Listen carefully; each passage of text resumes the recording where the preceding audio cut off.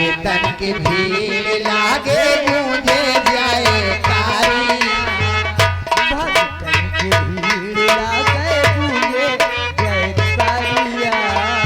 एक हाथे ओम धारे,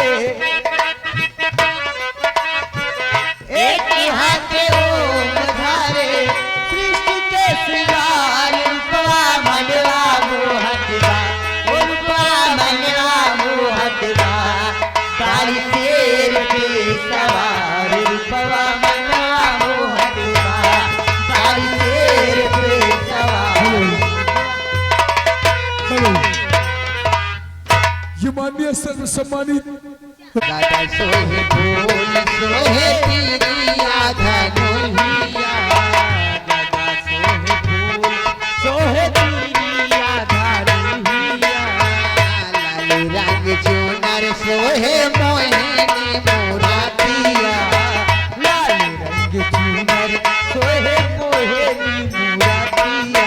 एक हाथ ओम धारे, एक हाथ ओम धारे, सृष्टि के श्रृंगार रूपवा बनवा मोहतवा, रूपवा बनवा मोहतवा, पार शेर पे सवार रूपवा बनवा।